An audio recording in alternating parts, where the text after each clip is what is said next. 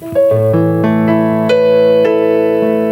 Bapak Ibu Saudara yang dikasihi Tuhan. Mari kita akan mulai ibadah kita pada pagi hari ini. Saya ajak untuk Bapak Ibu bisa berdiri. Mari kita akan berdoa seperti yang Tuhan Yesus ajarkan kepada kita. Doa Bapa kami. Bapa kami yang ada di surga, dikuduskanlah namamu, datanglah kerajaanmu, jadilah kehendak-Mu di bumi seperti di surga. Berilah kami pada hari ini makanan kami yang secukupnya, dan ampunilah kesalahan kami, seperti kami juga mengampuni orang yang bersalah kepada kami. Dan janganlah membawa kami ke dalam pencobaan, tetapi bebaskanlah kami dari yang jahat. Karena Engkau-lah yang punya kerajaan dan kuasa dan kemuliaan sampai selama-lamanya. Amin. Silakan duduk Bapak Ibu. Terima kasih Tuhan. Kita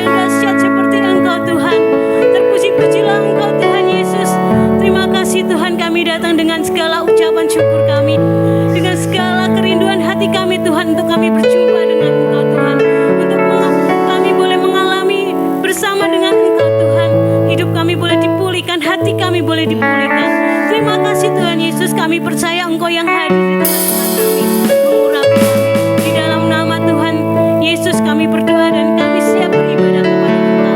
Haleluya, yang percaya katakan.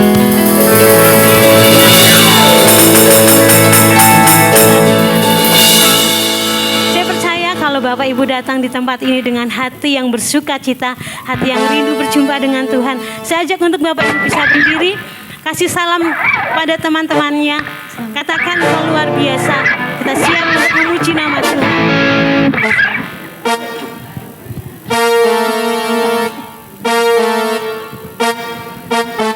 Amin. Jadilah kuat oleh firman Tuhan.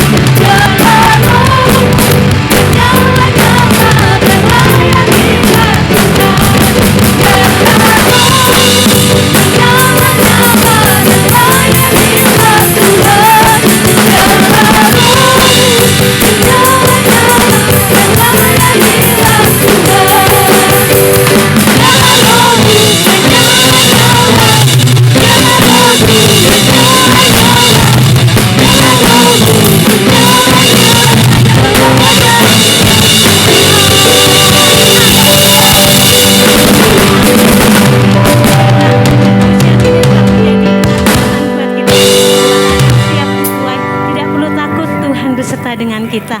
Haleluya, silakan. Kita mau mengaku iman kita di hadapan Tuhan. Aku percaya bahwa Alkitab adalah firman Allah. Allah yang Esa itu Tritunggal adanya. Yesus yang lahir, mati, bangkit, naik ke surga adalah juru selamat, pengantara kita raja segala raja. Manusia berdosa harus bertobat dan beriman agar diampuni, dibenarkan dan dilahirkan baru, lalu dibaptis secara selam dan hidup suci. Aku melangkah jalani hidup ini. Amin. Bahwa roh adalah tanda awal baptisan Roh Kudus. Gereja melakukan perjamuan kudus dan meyakini kesembuhan ilahi. Tuhan Yesus akan datang kembali, ada kebangkitan tubuh, kerajaan 1000 tahun, hukuman kekal dan hidup kekal. Amin. Silakan duduk Bapak Ibu.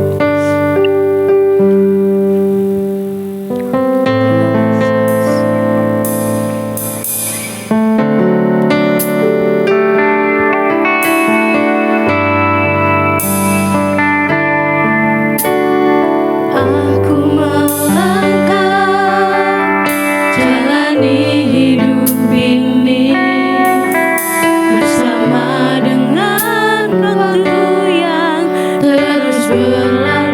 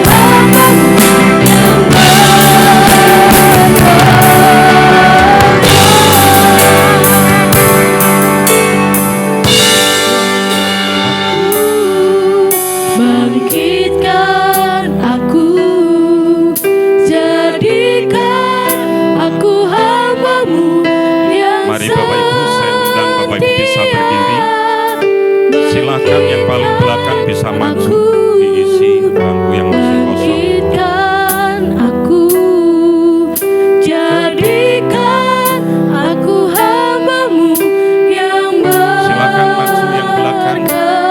Yuli, Bu Yunani bisa maju.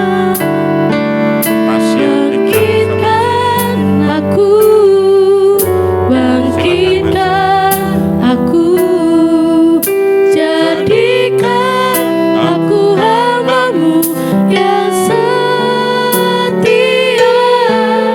Bangkitkan aku, bangkitkan aku, jadikan aku hamba-Mu yang berkenan.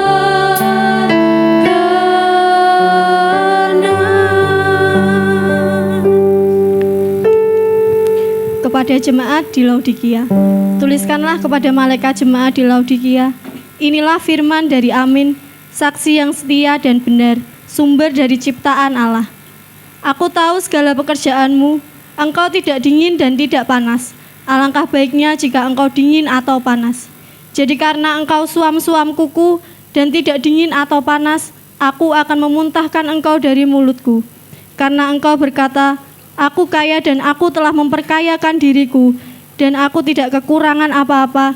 Dan karena engkau tidak tahu bahwa engkau melarat, malang, miskin, buta, dan telanjang, aku menasihatkan engkau supaya engkau membeli dari aku emas yang telah dimurnikan dalam api, agar engkau menjadi kaya, dan juga pakaian putih supaya engkau memakainya, agar jangan kelihatan ketelanjanganmu yang memalukan, juga minyak untuk melumas matamu supaya engkau dapat melihat. Siapa yang kukasihi, ia kutegur dan kuhajar. Sebab itu bersungguh-sungguhlah dan bertobatlah. Lihat, aku berdiri di depan pintu dan mengetuk. Jikalau ada orang yang mendengar suaraku dan membukakan pintu, aku akan masuk menemui dia dan makan bersama dia dan ia bersama aku. Siapa yang menang, ia akan kududukkan bersama aku di atas tahtaku, sebagaimana aku pun telah menang dan duduk bersama Bapakku di atas tahtanya. Siapa bertelinga, hendaklah ia mendengarkan apa yang dikatakan Roh kepada jemaat-jemaat. Amin. Kami bersyukur, terima kasih kami mau belajar dari jemaat di Laodikia yang ada di dalam kitab Wahyu pasal 3. Bimbing sertai kami. Dalam nama Tuhan kami Yesus Kristus, kami berdoa dan mengucap syukur. Haleluya. Amin.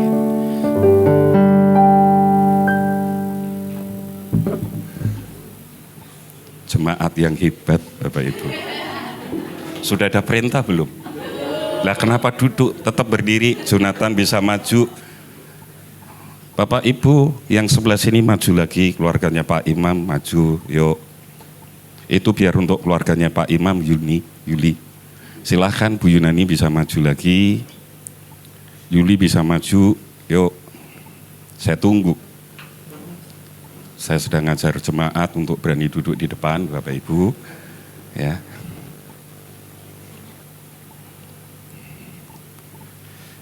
Bisa ya? Oke. Karena nanti ke depan akan lebih banyak jiwa, Bapak Ibu. Silakan duduk dalam hadirat Tuhan. Ya. Yuli maju lagi supaya Bu Yunani tidak sendirian. Nah, Jonathan sudah jinak. Silakan Bu Yunani maju. Bu Yunani bisa maju, silakan. Kalau enggak saya yang khotbah dari belakang.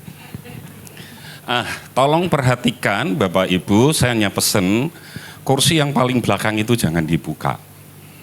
Karena itu untuk persediaan kalau sewaktu-waktu nanti ada yang banyak datang. Ya tolong ya, CSE tadi juga sudah diingatkan. Kenapa harus tetap maju ke depan? Dan biasakan kita duduk di depan. Ya, nggak usah takut. Semuanya sudah jinak tuh Bapak Ibu. Ya. Jadi tolong Bapak Ibu bisa memahami ini supaya kita semakin ke depannya akan semakin lebih baik. Alkitabku mana, Han? Waduh, mahal loh nih, Han. Iya. Bapak Ibu, kita belajar hari ini dari jemaat di Laodikia yang ada di dalam Wahyu pasal yang ketiga, di mana tadi sudah dibacakan oleh Hana, Bapak Ibu. Kita akan belajar banyak hal hari ini supaya kita bisa memahami, supaya kita bisa mengerti. Kalau Bapak Ibu baca di dalam Alkitab, kita hanya menemukan satu kata suam-suam kuku itu hanya ada di dalam kitab Wahyu, pasal yang ketiga ini. Di lainnya nggak ada, itu hanya ada di jemaat di Laodikia. Lah, kalau kita nyadarin ini Bapak Ibu, kita bisa melihat kadang kita memberi satu makna pemahaman yang kadang kita juga tidak tahu, kita tidak mengerti, kita tidak menyadari tentang apa sih itu suam-suam kuku. Saya mau sampaikan, saya mau cerita terlebih dahulu. Hari Senin saya ketemu dengan teman hamba Tuhan di gerejanya Bapak Ibu, ya, di lantai 2 gerejanya, di lantai bawah dipakai untuk rumah tangga, untuk keluarga. Yang menarik Bapak Ibu, teman saya ini cerita, ya saya nyadari kesedihannya Bapak Ibu. Dia ceritakan hal yang sangat membuat saya ini juga jadi perenungan, apalagi kita masuk di bulan Agustus adalah bulan tentang gereja. Dia ceritakan gini, Pak, jemaatku khususnya sekolah minggu, remaja, pemuda, itu dikasih uang 50.000 supaya bisa beribadah di gereja lain. Dia sebutkan gerejanya, saya tahu ini juga teman saya gitu kan ya. 50.000 sampai akhirnya orang tuanya juga ikut. Saya nyadari gereja yang seperti kita, satu orang hilang itu juga rasanya bagaimana. Saya hanya bilang sama dia, enggak usah takut, saya bilang gitu. Jemaat yang kita gembalakan itu bukan punya kita, punya Tuhan. Kalau di tempat saya bilang gini, kalau saya sudah ngerti seperti itu, saya suruh milih kok. Kamu mau di sana atau di sini? Makanya Julius ini kan paling kenceng kalau disuruh pendataan jemaat Bapak Ibu. Ya kan? Kenapa? Ya Bapak Ibu harus nyadari, kalau Bapak Ibu masih ada di sini, tetapi ada di tempat lain, itu tugas buat saya dan Bapak Bu Mary itu tambah untuk mendoakan semuanya kan. Tapi nggak pernah aktif di sini, tapi aktifnya di tempat lain. Buat saya lebih baik, ya kan, kalau memang sudah nggak mau Pak di tempat saya tawarkan kok. Kamu mau pindah silahkan, mau pindah di gereja mana. Toh kalau seandainya saya juga tahu dia sudah ada di gereja yang lain, saya dorong dia untuk pindah ke tempat itu. Kenapa? Karena sama-sama gereja. Iya kan? Ku tak pandang dari gereja mana, sama-sama gereja. Lah, makanya nggak usah takut, saya bilang gitu. Dan Billy Graham juga sudah bilang kok, kalau Roh Kudus diambil di Amerika, 80% gereja itu akan bertahan, 20 akan mati. Artinya yang 2 ini kalau ada 10 gereja, 2 ini yang benar-benar ngandalkan Roh Kudus. Jadi Bapak enggak usah takut. Pemeliharaan itu datangnya dari Tuhan. Hari Sabtu kemarin saya ngeprint Bapak Ibu, diminta tolong sama Bu Mary. Ya, teman saya ini bilang, Pak, kayak saya nih gereja kami kecil ini kalahnya dengan gereja yang punya punya uang. Semua jemaat difasilitasi dan lain sebagainya dengan uang. Lalu saya hanya merenung, apa ya benar seperti itu gitu kan ya. Hari Sabtu saya sama Clement ke warnet, ini juga catatan buat saya dan Bapak Ibu semua yang suka pergi ke warnet gitu kan ya. Saya duduk, Bapak Ibu, Clement ada di sebelah kanan saya ada di sini. Saya lihat di monitor gitu kan, di monitor komputer itu. Saya kaget, tak kira itu skripsi atau tugas mahasiswa dari Abdiel. Karena familiar dengan logonya. Kalau kita kan logonya familiar seperti ini kan Bapak Ibu ya. Ini bukan anak panti asuhan ini Bapak Ibu. Ya kan? Familiar dengan logo GBI. Nah, gereja ini Bapak Ibu proposal gini-gini saya lihat, oh gereja ini mengundang ya true worshiper. Lalu ada anggarannya, ada biaya yang dikeluarkan untuk nyewa venue ya. Di PRPP ya kan, itu sekian juta, itu baru tempat, belum sound system, belum apa-apa. Untuk ngundang dari Jakarta, biaya akomodasi dan lain sebagainya 200 juta. Total semuanya 500 juta Bapak Ibu. Di situ saya lihat, 500 juta kasihkan Pak Jianto jadi ruko ini, jadi gereja gitu kan ya. Ya kan? Saya hanya bilang, lalu kami diskusi sama Bu Mary gitu kan ya. Apa? Buat apa? Ya mungkin prestis saya bilang gitu. Buat kebanggaan. Tetapi di satu sisi saya juga melihat gereja ini cabang-cabangnya juga secara finansial, ekonomi dari hamba Tuhan dan gerejanya juga perlu didukung. Lah 500 juta buat apa Bapak Ibu? Dalam pengertian gitu kan ya. Ini fakta, ini kenyataan. Di satu sisi kita bisa melihat, dipakai untuk membeli jemaat yang lain. Lah kalau ini benar-benar terjadi sungguh ironis hari ini. Ini fakta, ini wajah gereja yang Bapak Ibu dan saya bisa melihat.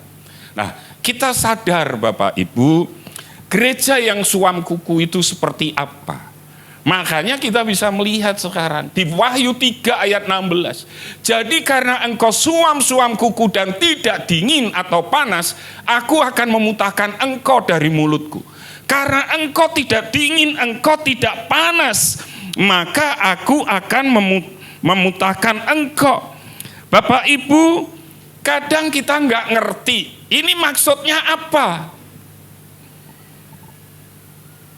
Kalau boleh saya bilang seperti ini, coba Bapak Ibu perhatikan di dalam ayat yang dibacakan tadi, ayat yang ke-15. Aku tahu segala pekerjaanmu, engkau tidak dingin dan tidak panas. Alangkah baiknya jika engkau dingin atau panas. Wahyu 3 ayat 15. Jadi Tuhan sendiri bilang gini, kamu akan lebih baik panas atau dingin. Kadang kan kita bilang gini, kalau panas seperti tadi, ya kan? Panas ya seperti pujian yang tadi dinaikkan. Biarlah rohmu menyala-nyala dan layanilah Tuhan, gitu kan ya. Atau lagu sekolah minggu gitu kan ya. Mendidih di hati, mendidih di hati, gitu kan ya. Itu yang panas, itu rohnya yang menyala-nyala. Apakah seperti itu Bapak Ibu yang dikasih Tuhan? Kalau kita menyadarin ini Bapak Ibu, kita bisa melihat. Berarti kalau dingin negatif, yang baik pasti apa? Yang panas, yang positif. Tapi Tuhan nggak bilang gitu tuh. Tuhan hanya bilang gini, lebih baik kamu panas atau dingin. Kita harus lihat konteksnya apa yang terjadi di jemaat Laodikia. Jemaat Laodikia itu ada di antara kota Kolose dan Hidropolis.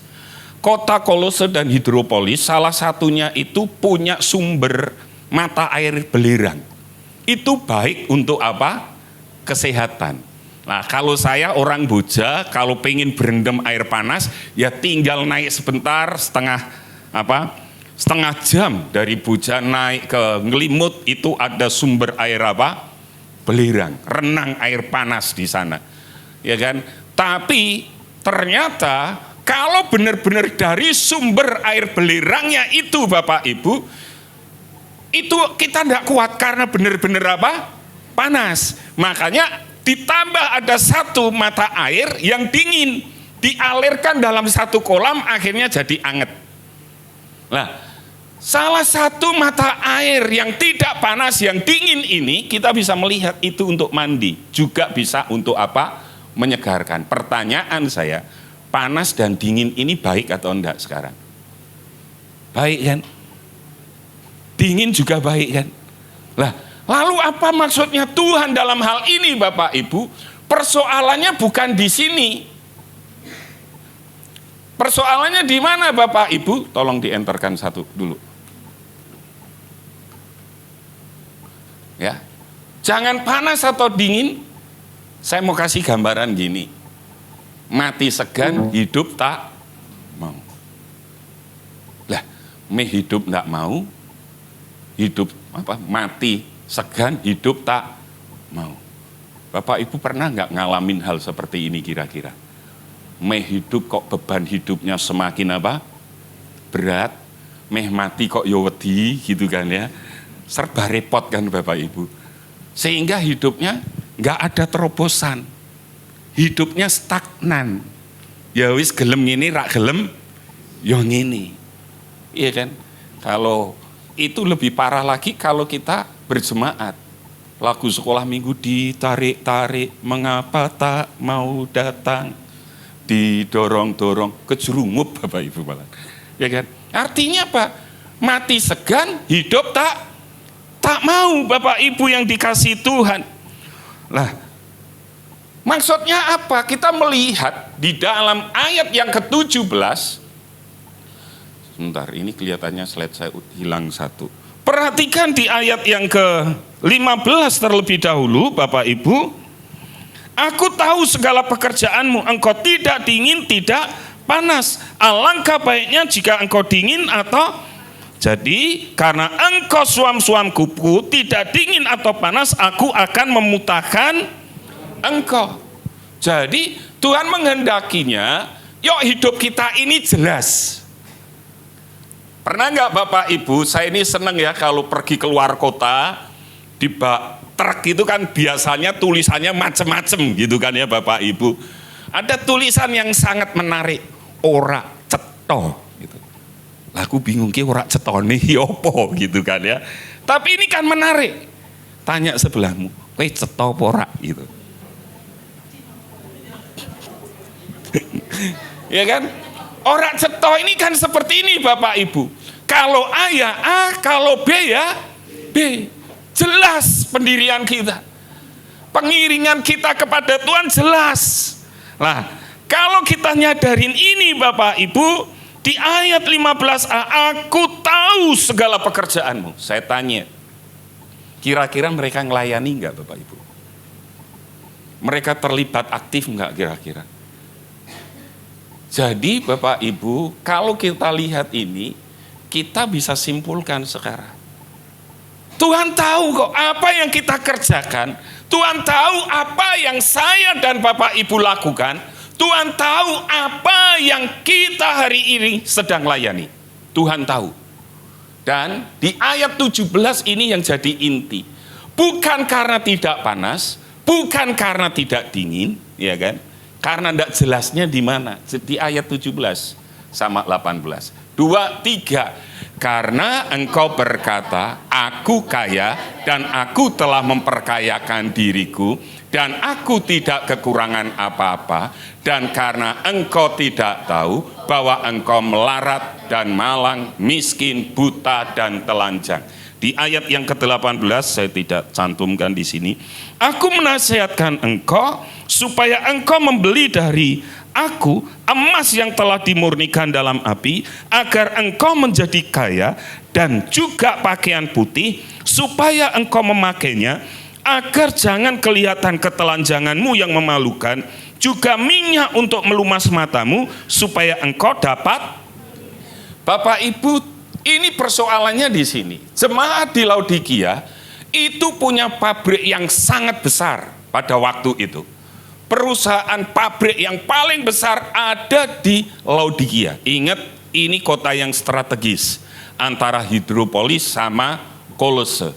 Mereka kota yang paling makmur dengan adanya pabrik wol, pakaian. Lalu punya salep mata.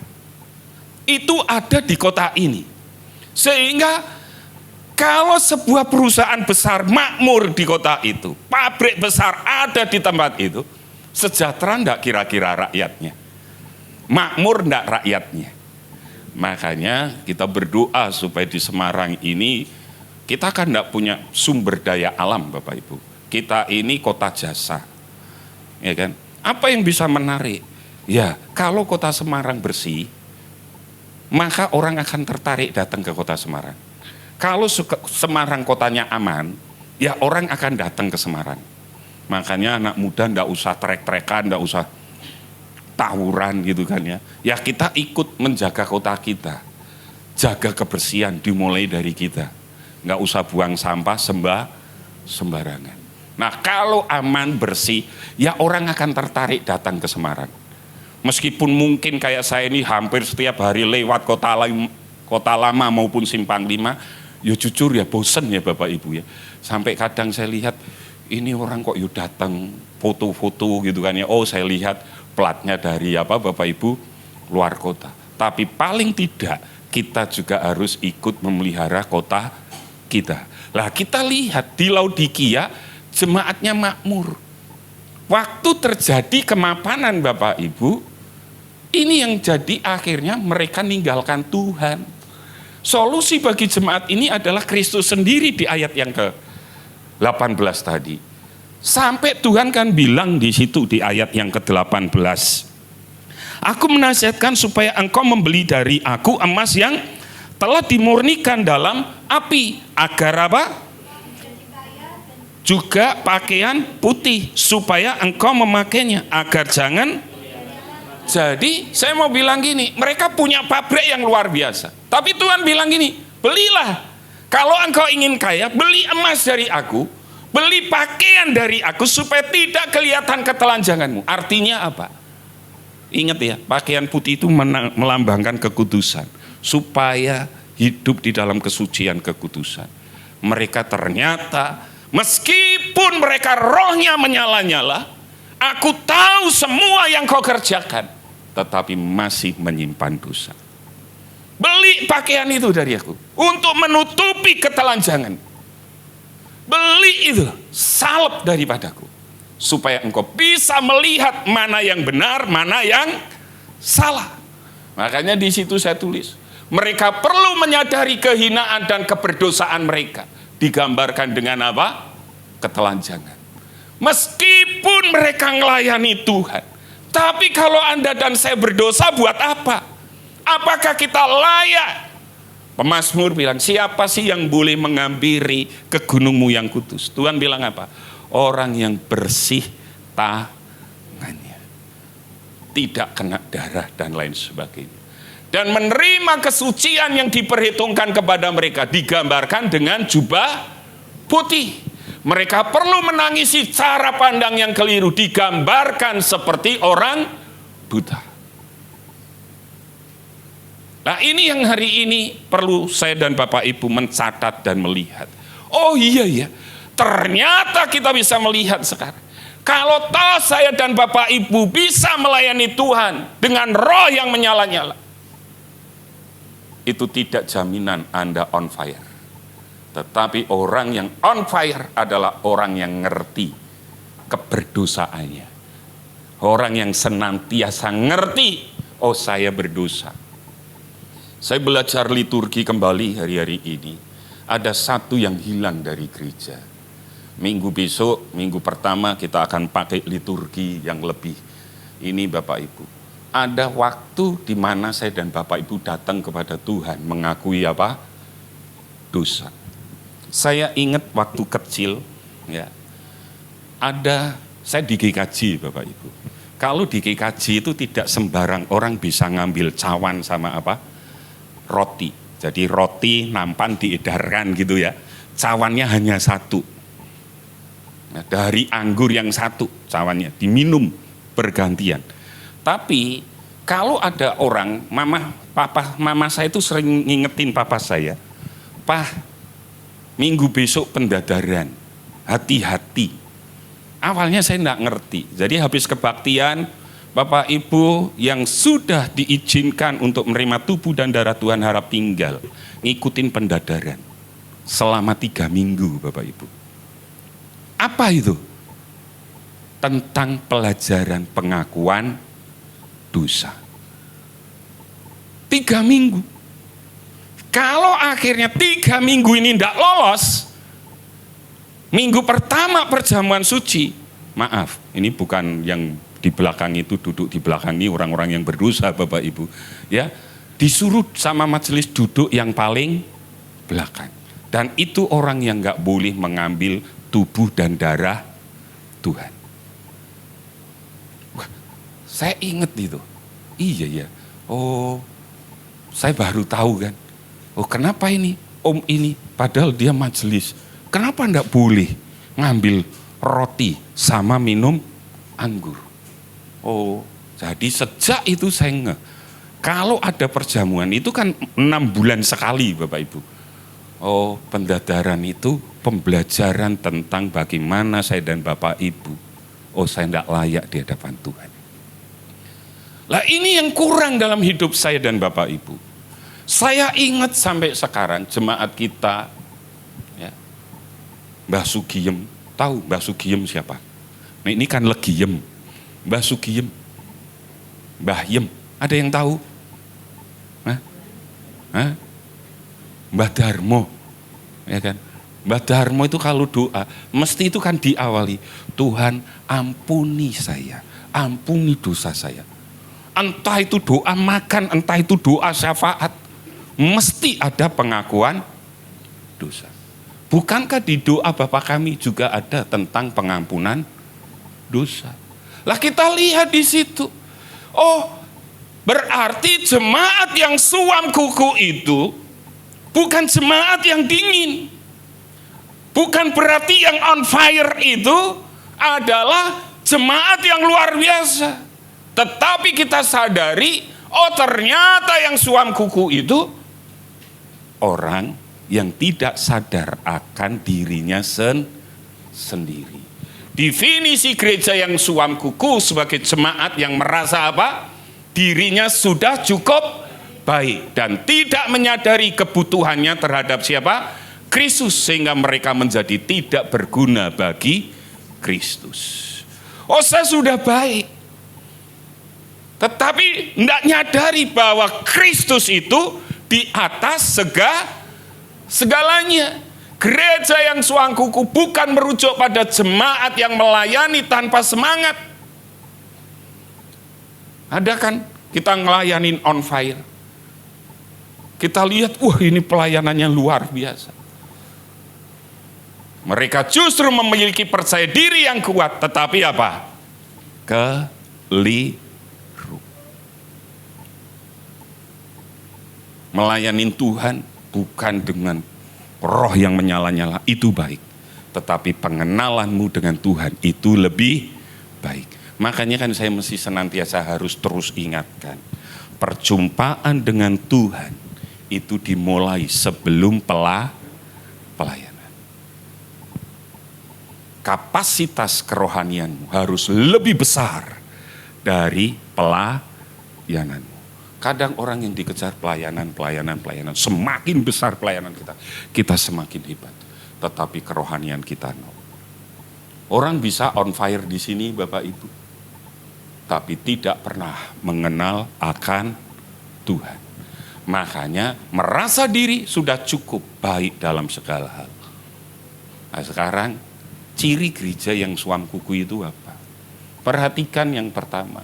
Setiap gereja yang tidak memberitakan Injil Yesus Kristus dengan apa? Setia adalah gereja yang suam kuku. Apakah di mimbar gereja senantiasa ngingetkan bahwa Yesus itu segala-galanya? Bapak Ibu, saya ini bisa gampang sebetulnya ya.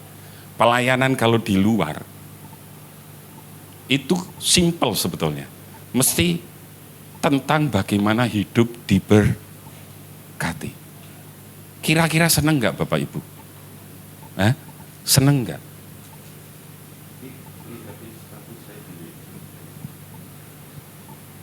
Tolong. Ya kan? Seneng nggak Bapak Ibu hidup diberkati? Seneng nggak? Siapa sih yang nggak seneng diberkati? Tapi kita harus belajar loh ya. Penderitaan itu juga berkat, sakit itu juga berkat.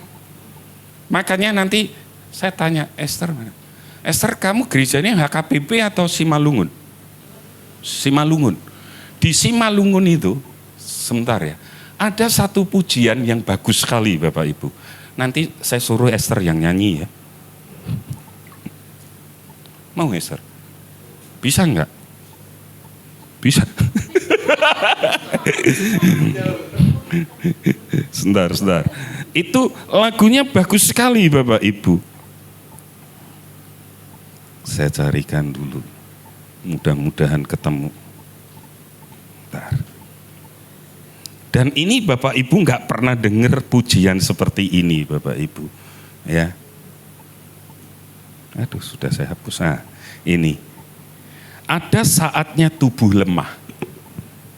Ya. Ini punya gereja Simalungun, ya kan? Nuansa Batak Simalungun. Ada saatnya tubuh lemah, terbaring, sakit, tidak berdaya, berbagai obat telah dicoba, namun tak kunjung menyembuhkan.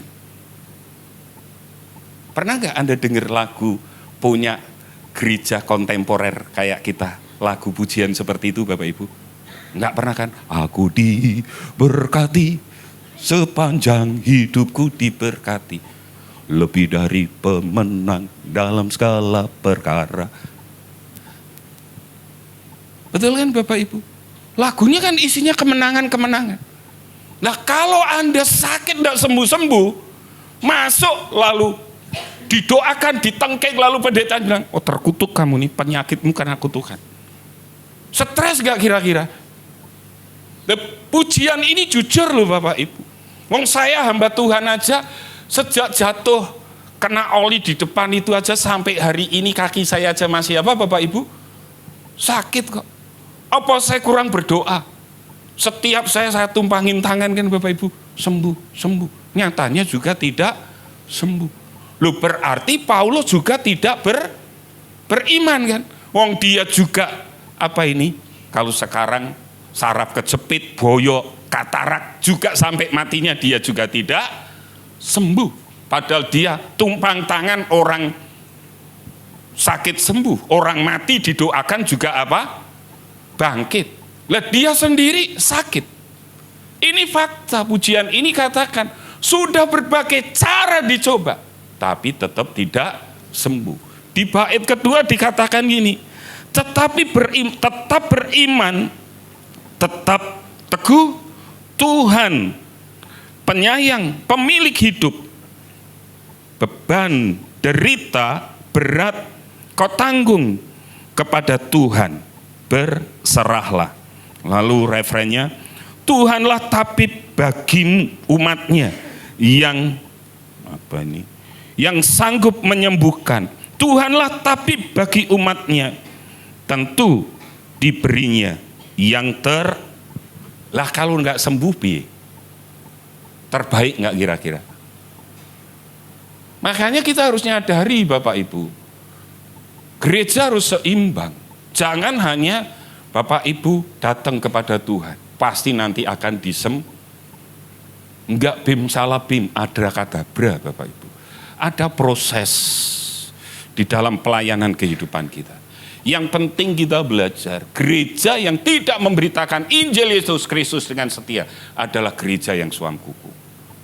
Masalahnya kita bisa melihat hari ini gereja berlomba-lomba memperkaya diri dengan teologi meskipun mengatasnamakan pelayanannya untuk Tuhan. Dan kita mengerti, oh kalau tidak seimbang teologianya, maka kita bisa melihat adalah suam kuku, ya kan? Sekarang kita lihat Bapak. Yang kedua, gereja yang tidak berani berbicara tentang dosa juga bisa disebut suam kuku. Lah, nanti kalau kita bicara tentang dosa, besok minggu tidak datang, rugi nggak kira-kira? Halo, rugi. Tapi kita harus berani ngomong. Kalau engkau dosa, ya dosa. Engkau benar, katakan benar. Ada amin? Jemaat TDW amin.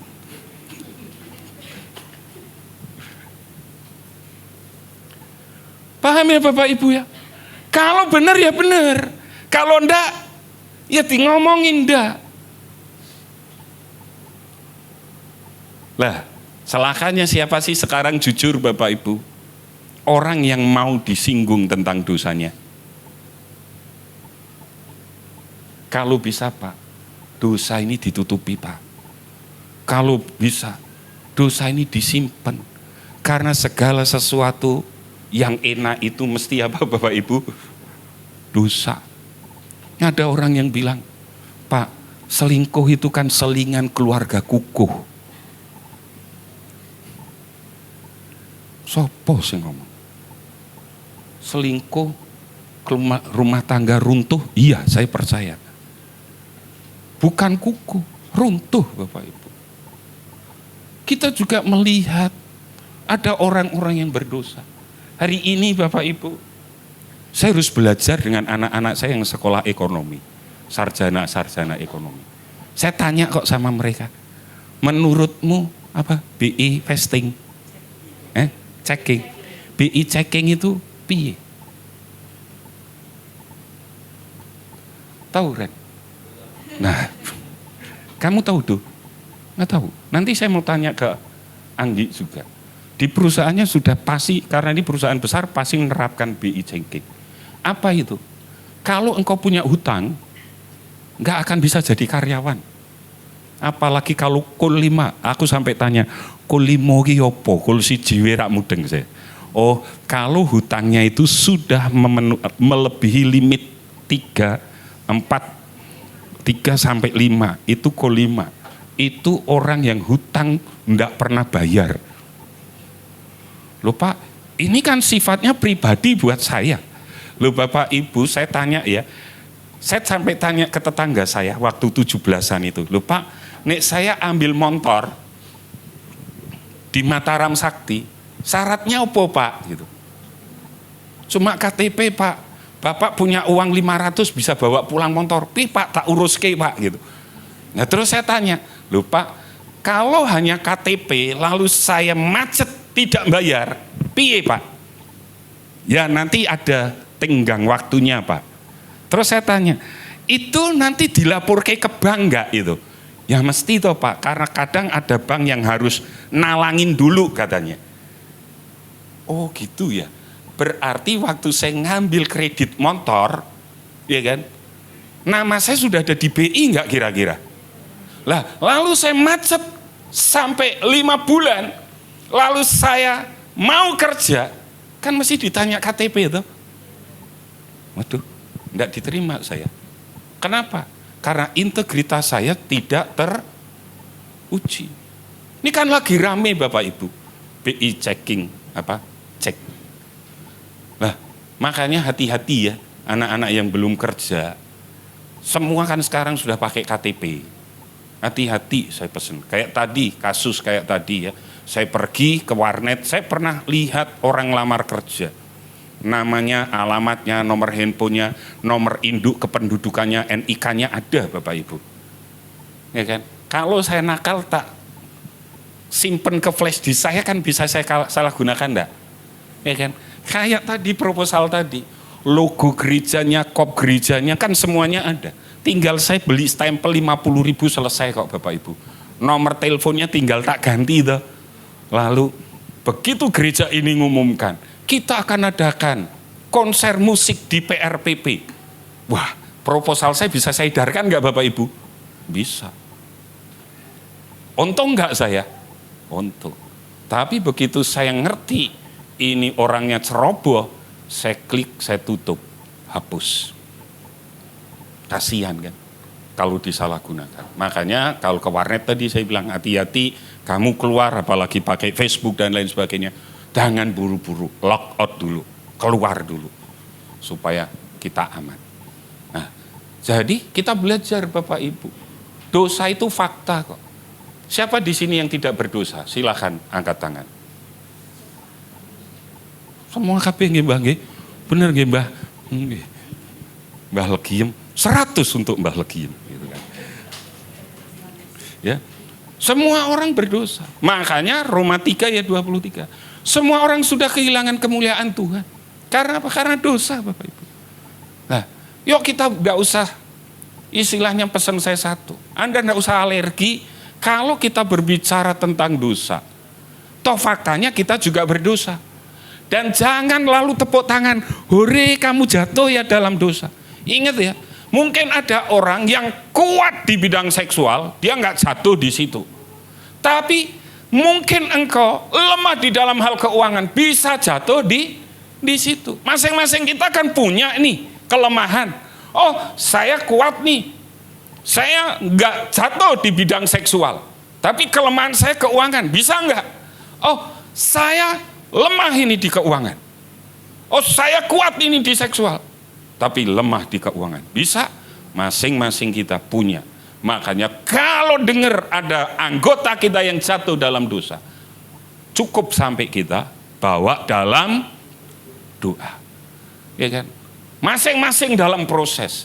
Lupa, kapan kita sempurna? Nanti kalau kita sudah ketemu Tuhan Yesus. Itu sudah tidak berdosa lagi. Sempurna. Makanya karya keselamatan Tuhan itu terus menerus diperbaharui. Sudah ketemu? Tolong dibacakan. Yang keras. Bukannya tak ingin berkat dari Tuhan, hanya saja makin kesini hadirat Tuhan adalah hal yang paling penting. Jujur ya, setiap kita pengennya berkat Tuhan nggak Bapak Ibu? Makanya saya tulis itu. Bukan saya tidak ingin berkat Tuhan. Setiap kita pasti ingin. Tapi makin ke sini, yang saya inginkan hanya satu. Hadirat Tuhan. Loh kenapa? Wong waktunya sudah deket kok Bapak Ibu. Mungkin Bapak Ibu yang di grup gereja saya sudah kirim semalam. Apa yang terjadi di Hawaii, kita kan tidak ngerti. Ya beritanya hanya sepintas, tetapi orang Hawaii sendiri kan yang ngirim. Orang mati di laut itu begitu banyak. Ya kan? Sampai diperlihatkan ini loh. Oh ini kemungkinan karena kena laser. Tesla sedang uji coba apa? Lasernya, senjata lasernya. Mereka yang bilang, orang fakta yang ada, saksi yang ada di mana? Di lapangan. Kalau kita ngerti, oh iya, kalau seandainya nanti benar-benar terjadi perang Bapak Ibu, ya kan, tombolnya kan cuma klik, Semarang nih, klik, kirim laser, jret, hancur kita Bapak Ibu. Kita kan nggak ngerti, tapi yang pasti waktunya Tuhan sudah apa? Sudah dekat. Orang berlomba-lomba berbuat jahat, orang berlomba-lomba berbuat dosa. Apakah kita masih mau terus hidup di dalam dosa? Kalau toh ada Pak, saya jatuh bangun di dalam dosa. Bersyukur Anda berani jujur mengakui dosa. Waktu kita jujur dengan Tuhan, Tuhan aku berdosa. Maka di situ Tuhan akan ulurkan tangan. Karena kematiannya tidak sia-sia. Jika yang dicari oleh jemaat hanyalah kecukupan jasmani, mereka bisa mendapatkan semua itu. Iblis bisa enggak? Buktinya mana? Tuhan aja dicobai di Matius pasal 4. Ya kan?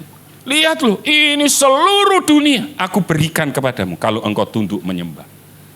Seberapa sering kita dengar istilah Gunung Kawi? Ya kan? Tempat orang pengen seperti apa? Kaya. Bisa nggak usah datang ke gereja, pergi ke Gunung Kawi. Bisa kaya.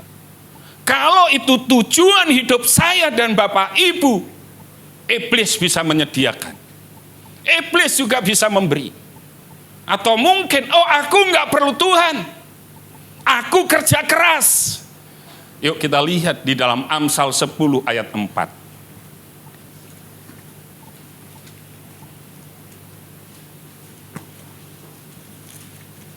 Amsal 10 ayat yang keempat. Dikasih penyekat ya Bapak Ibu.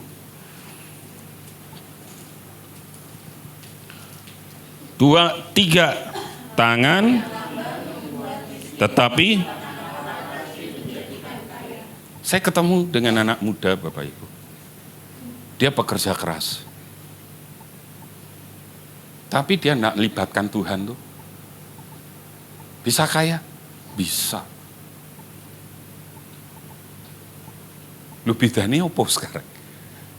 Iya kan? Dulu waktu kecil Bapak Ibu, kayak delok oke.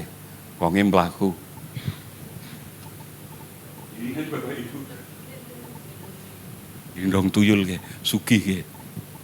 Entah dia pelihara tuyul atau enggak kan enggak ngerti kita. Tapi Anda enggak usah datang ke gereja. Anda enggak usah benar-benar sungguh-sungguh ikut Tuhan. Nek Anda kerja keras, Anda pun bisa kaya. Makanya tadi saya bilang jemaat ora cetha tadi. Anda suam kuku. Makanya kita bisa melihat Ketika semua kebutuhan jasmani sudah tercukupi, kita bisa tinggalkan Tuhan. Mereka merasa tidak lagi membutuhkan Tuhan. Inilah jemaat-jemaat yang suam kuku. Saya tanya, Bapak Ibu butuh Tuhan enggak hari ini? Oh Pak, saya sudah melayani loh. Saya bilang baca nanti Matius 7. Loh Tuhan, aku sudah melayani loh. Aku sudah bernubuat. Tapi Tuhan bilang apa? Enyah, aku tidak kenal engkau, pembuat kejahat. Loh, orang yang melayani sudah bernubuat ini kan orang hebat. Tapi Tuhan bilang apa? Pembuat kejahatan. Lah kalau saya dan Bapak Ibu nyadarin ini, pertanyaannya sekarang, Bapak Ibu sungguh-sungguh enggak merindukan Tuhan dalam hidup kita? Seberapa pentingkah Kristus bagi kita?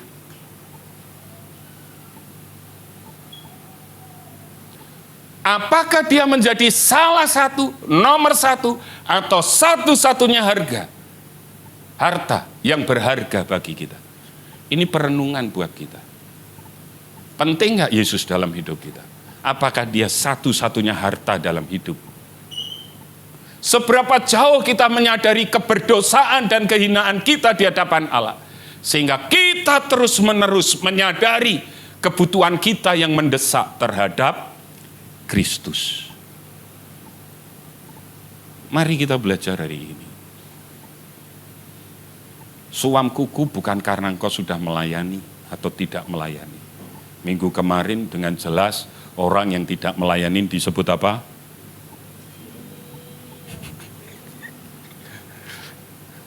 Nah, saya berharap di sini tidak ada jemaat yang apa?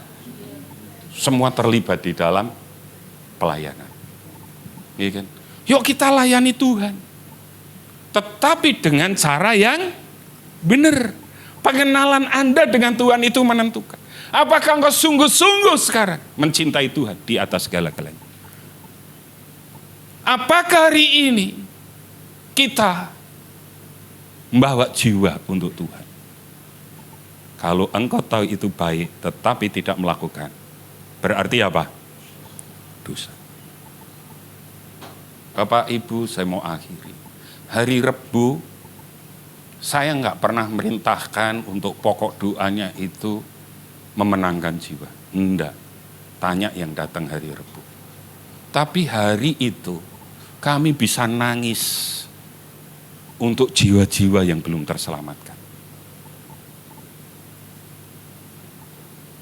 Nangis. Sampai benar-benar kita ngerti, iya ya Tuhan. Ada orang di luar gereja itu banyak. Yuk, ini waktunya untuk kita bawa jiwa untuk Tuhan. Ini waktunya sungguh-sungguh. Kenapa kita nggak berani bawa jiwa untuk Tuhan? Karena Tuhan tidak segalanya buat Anda dan saya. Kok bisa Pak? Saya kasih contoh.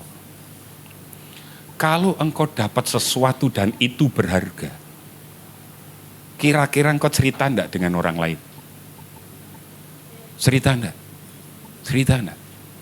Ya kan? Contoh lah. Aldo ini kan sudah punya pacar. Betul ya, Du? Lalu nanti ketemu temennya dia akan cerita enggak? Pacarku tuh luar biasa gitu kan. Mesti ceritakan dia. Cerita. Lah Moren ketemu. Pacarku luar biasa. Guyu tuh. Mereka enggak ngerti nih Moren belum punya pacar. Iya kan? Bisa kan cerita. Tapi Moren bisa cerita. Aku ini loh, gajiku wingi naik. Terus kan Hana, Ren. Apa? Siome pojok Ren, masa aku njalui Aldo terus gitu kan. Bisa kan Bapak Ibu waktu kita terima sesuatu dan itu berharga. Bisa nggak kita cerita? Bisa. Lah, kalau Yesus berharga dalam hidup Anda dan saya, Anda harus cerita. Ceritakan ke orang lain. Peduli amat kalau dia terima Tuhan Yesus atau enggak, itu bukan bagian kita. Yang penting ceritakan aja. Yesus itu luar biasa. Yesus yang termanis, buat jiwaku, buat jiwaku, buat jiwaku.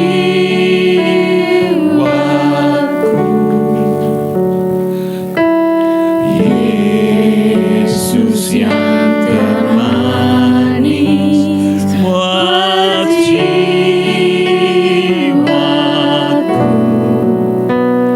ku cinta selamanya.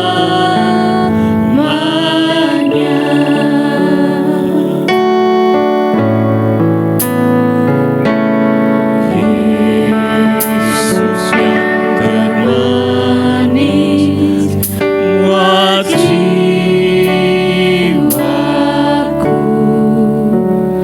buat jiwaku, buat jiwaku.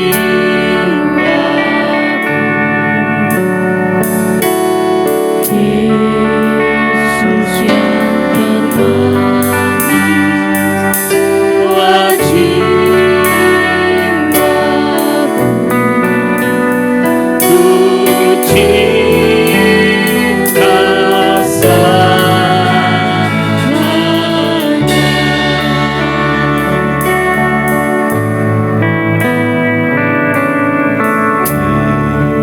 Yesus yang kalau selama ini pemahaman kita tentang suamkuku adalah saya harus melayani Tuhan dengan roh yang menyala-nyala. Tetapi hari ini kita tahu, pada waktu kita tidak mengutamakan Tuhan, memprioritaskan Tuhan, dan terus ada dosa dalam hidup kita, maka kita adalah jemaat yang suam. Waktu ada dosa dalam hidup kita, dan kita jalan sepertinya tidak ada apa-apa, kita berusaha terus menutupinya, maka di situ kita tahu kita sedang suam. Apakah Yesus yang termanis dalam hidupmu di atas segala-galanya?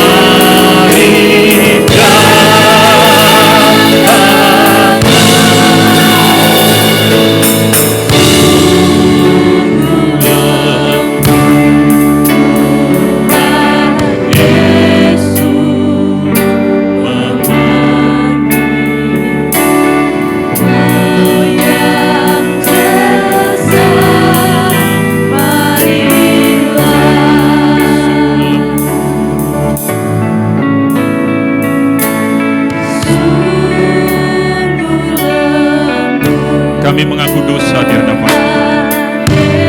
Kalau selama ini orang lain tidak tahu, tapi biar pagi hari ini kami terbuka di hadapan. Kami jujur berkata di hadapan.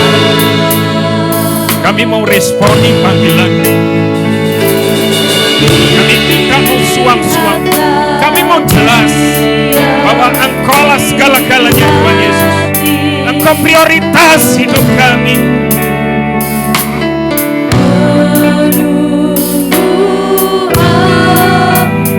Mari kita berdiri, katakan dengan iman. Angkat tangan kita, katakan. Kami datang, kami datang pagi hari ini.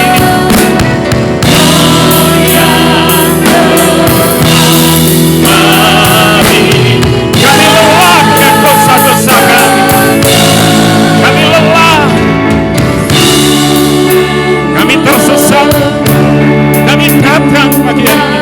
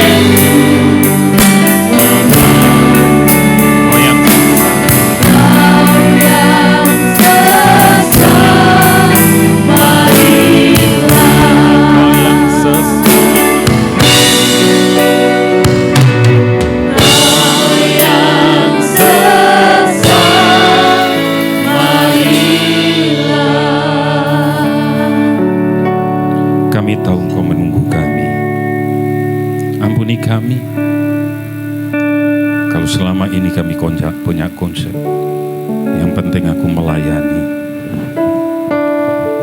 Tetapi hari ini kau ingatkan kami, biarkan pelayanan kami hari-hari ini adalah pelayanan dengan cara yang benar, sehingga kami tidak suam-suam kuku.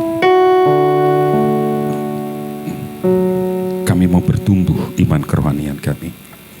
Memang kami merindukan berkat-Mu, tetapi terlepas dari itu, di atas segala-galanya, kami merindukan hadirat-Mu. Terima kasih Tuhan, terima kasih. Kami bersyukur Engkau terus mengingatkan kami. Kami mengakhiri bulan Agustus ini dengan sukacita, sehingga pemahaman kami tentang gereja semakin disempurnakan. My home, my church, my family.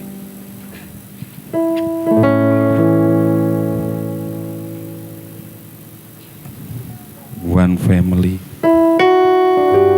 hope family. Dalam nama Tuhan Yesus,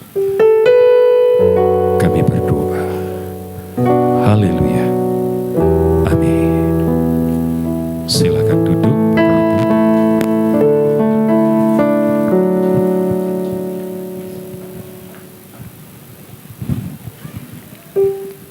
Bersyukurlah kepada Tuhan sebab Ia baik. Bahwasanya untuk selama-lamanya kasih setianya. Biarlah orang yang takut akan Tuhan berkata, bahwasanya untuk selama-lamanya kasih setianya. Saudara-saudara, menanggapi kebaikan dan kasih setia Tuhan kepada kita dalam kehidupan yang kita jalani, marilah kita memberikan persembahan dengan penuh rasa syukur kepadanya. Amin.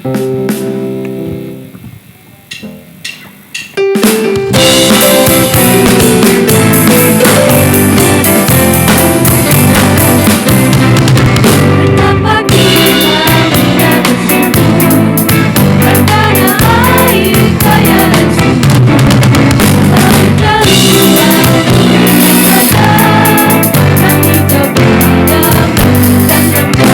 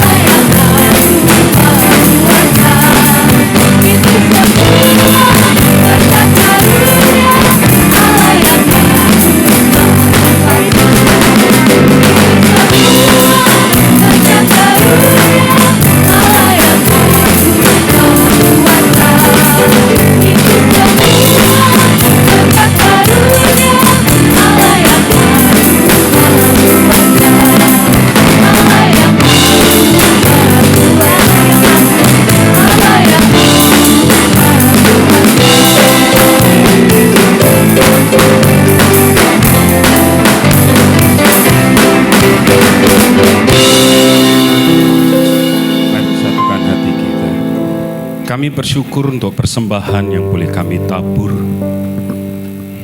Setiap rupiah yang kami tabur adalah benih bagi pekerjaan Tuhan melalui gereja kami. Tuhan berkati tim keuangan gereja kami di dalam mengelolanya, sehingga nama-Mu saja yang ditinggikan dan dipermuliakan. Kami bersyukur, kami mengakhiri minggu terakhir di bulan yang ke-8, di bulan Agustus ini dengan kasih setia penyertaan Tuhan. Banyak suka dan duka di dalam iman pertumbuhan kami. Ada kalanya kami bisa tertawa dengan sukacita, ada kalanya kami harus menangis bersedih, menghadapi kenyataan hidup, kenyataan sakit yang tiada kunjung sembuh. Tetapi itu biar menjadi proses perjalanan iman kami kepada Tuhan.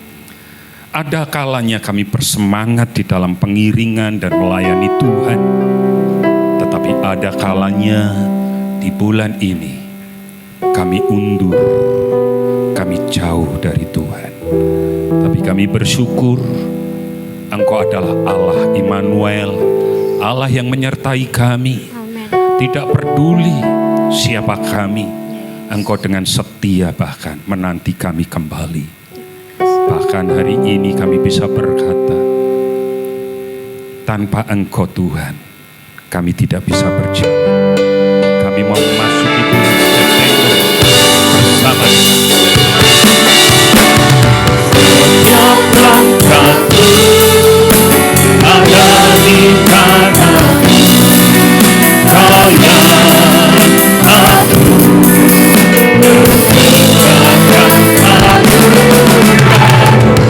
Kau biarkan ku jalan sendiri.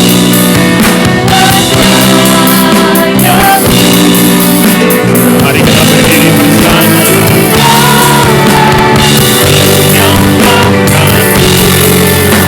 ada di tangan-Mu, Kau yang aku bertinggalkan aturan, Kau biarkan ku jalan sendiri.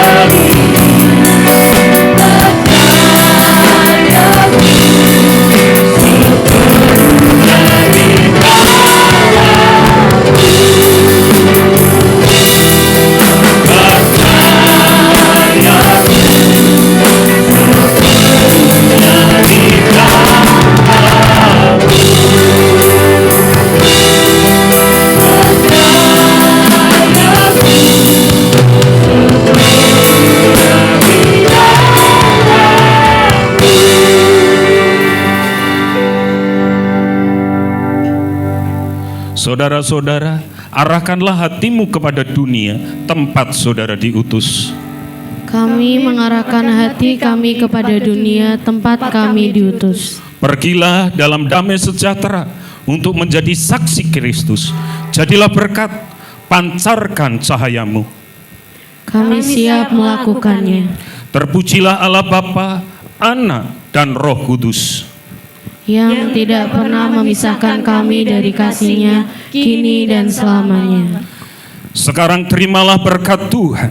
Tuhan memberkati engkau dan melindungi engkau. Tuhan menyinari engkau dengan wajah-Nya dan memberi engkau kasih karunia. Tuhan menghadapkan wajah-Nya kepadamu dan memberi engkau damai sejahtera. Kasih karunia dari Tuhan Yesus Kristus, kasih sayang dari Bapa, persekutuan dan penjagaan yang dahsyat dari Roh Kudus, dalam keesaan Allah Tritunggal, dalam nama Tuhan Yesus Kristus, menyertai kamu sekalian mulai hari ini, esok, lusa, sampai Maranatha. Tuhan Yesus datang kedua kali, menjemput kita semua di awan kemuliaan. Haleluya. Bapa, terima kasih.